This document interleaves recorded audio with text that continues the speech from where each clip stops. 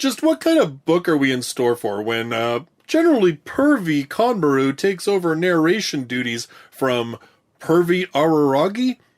Well, I gotta be honest, it's pretty actually surprising.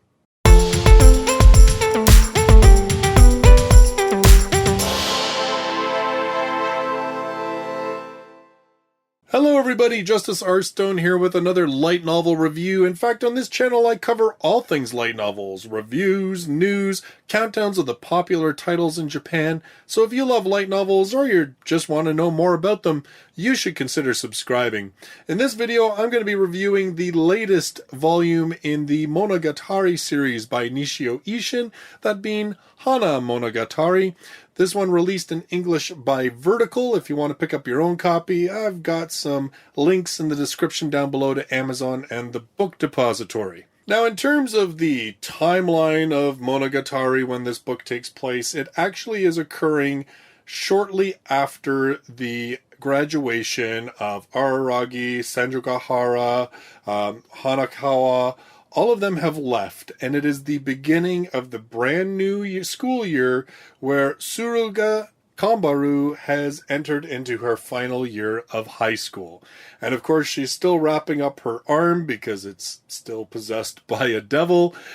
And it's basically Kanbaru is always perusing the news and listening for any kind of gossip and stuff that might suggest she's resumed her nocturnal violence that she took out on Araragi a number of volumes ago.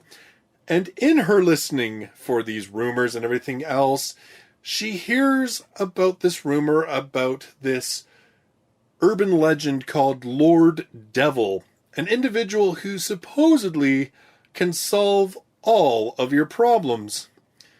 Something about it just kind of strikes her as not being exactly right. And so she decides to go and investigate. And it turns out that not only is Lord Devil a real person, but it's even somebody that Kanbaru knows. Some pretty weird stuff happens, and, well, Kanbaru kind of finds herself at a crossroads where she has to kind of decide just what she's going to do and who she's going to be, and just what that might mean for her future. Now, if you've read the other Monogatari books, you kind of probably couldn't be faulted for being curious about just what kind of narrator is Suruga Kanbaru gonna be, because she often, when she's in the books and Araragi is the main narrator, she's often presented as being this very sort of, she's pervy, she is very outgoing, she's uninhibited. And so I was really kind of curious to see what this book would be like, because I'll be honest, sometimes Araragi with his sort of predilections kind of goes a little bit outside of the comfort zone. So imagine my surprise when this book actually turns out to be incredibly introspective, that this book is probably one of the least naughty of the Monogatari books, that it is a very serious look at a girl who realizes she is projecting a certain image to people around her, even though that is not the reality of what's going on inside.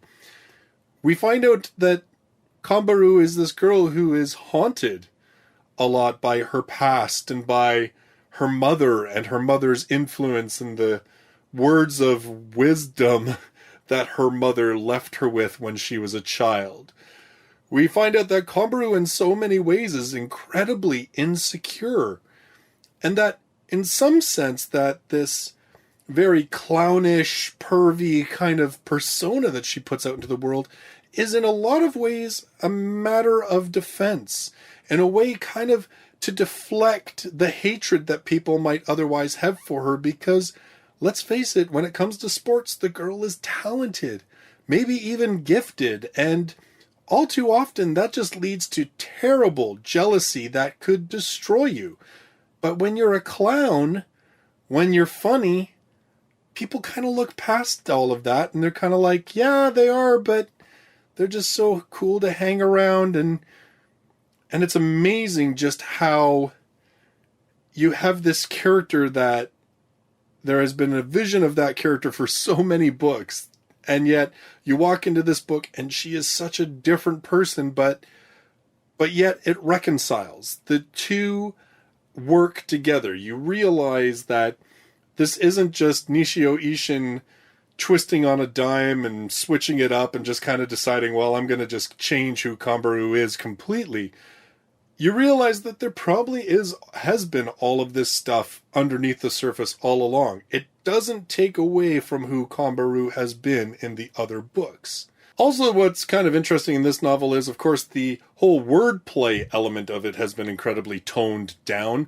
Kind of noticed that when Hanakawa was in charge of the narration, it was kind of the same idea that the books seem to be a lot more straight ahead, and they are much more personal when different narrators take over.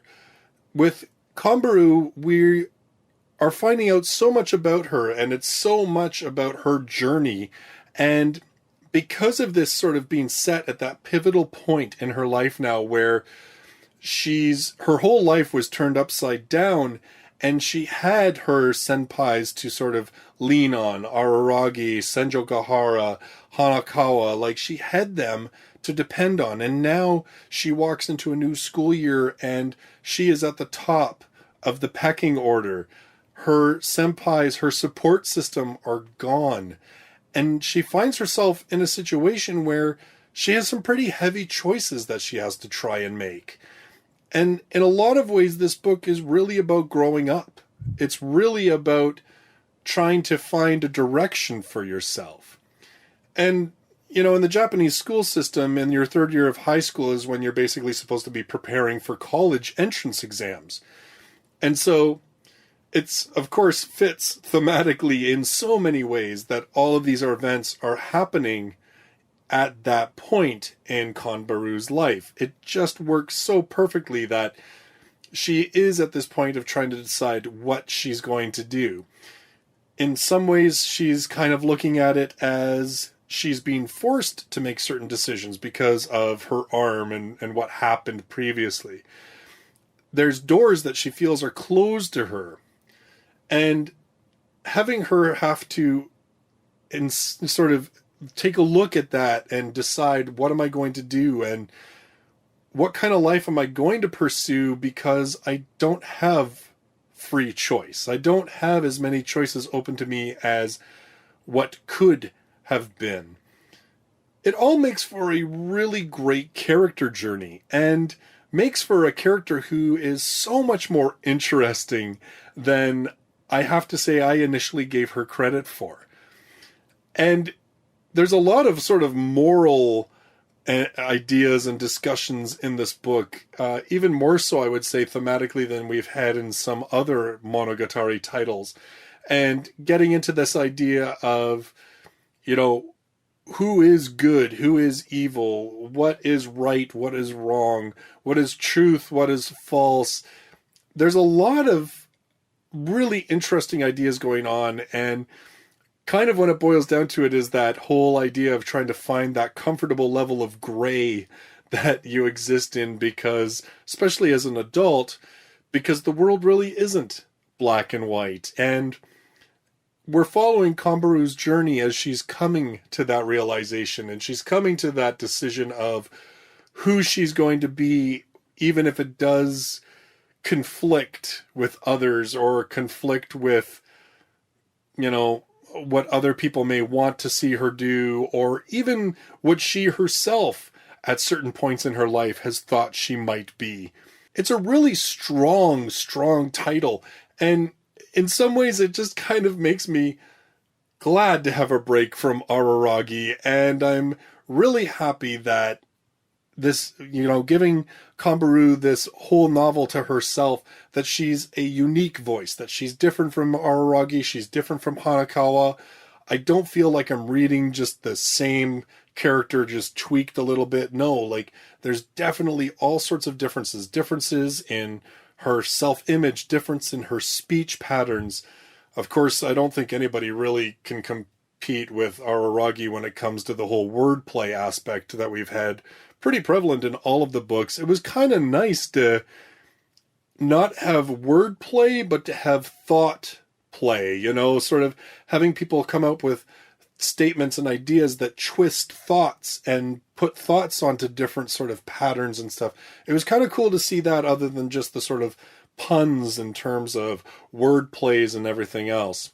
So overall, Hanamonogatari really surprised me. I honestly thought that this was going to be a very joke-filled and irreverent kind of tale. I thought that it was going to be pretty comical and fluffy, and yet it was pretty much anything but that. And it really made me appreciate and like this character so much more, and to see her with so much more depth to her. And, you know, at this point, I think we're like 10 volumes into this series. And again, like, we're having characters that, when they're brought more into the spotlight, they're actually even better characters than when we've seen them previously. So, all in all, Hanamonogatari, if you've been following the Monogatari series, well, I mean, obviously you've got to pick this one up. But if you've been wondering, you know, is the Monogatari series, is it getting better? Does it kind of degrade? I've got to say, overall, the last couple of volumes have been so much better. Like, the volumes that are comprising so far what they consider season 2 of the Monogatari book series have been, to me, so vastly superior to what we had in season 1. The strength and comfort level that Nisioisin now has with this world and these characters, the different ideas and themes that he explores in each one of these books and through each of these characters' stories, it's really, really interesting to see just how this idea and this world is expanding, and to see the different journeys that these characters go on. So overall, Hanamonogatari, I'd say it's probably in my top 3 of these titles so far. I really liked this one. I was, like I said, I was really actually surprised.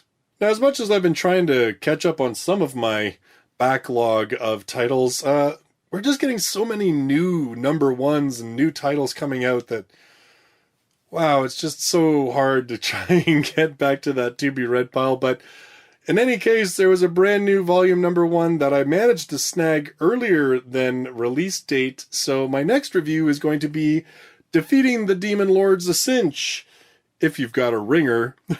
This one from Yen On, sort of a fantasy isekai type series, but the main character isn't the one who's been isekai'd. It's actually a guy who's been assigned to the party of the hero who's been summoned from another world. So kind of an interesting take, and I'll let you know what I think in my next review video.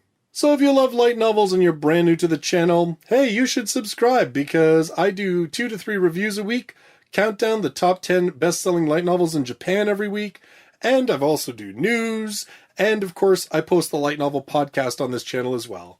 Thank you so much for joining me in this video. I look forward to seeing you in the next one. Till then, bye-bye for now.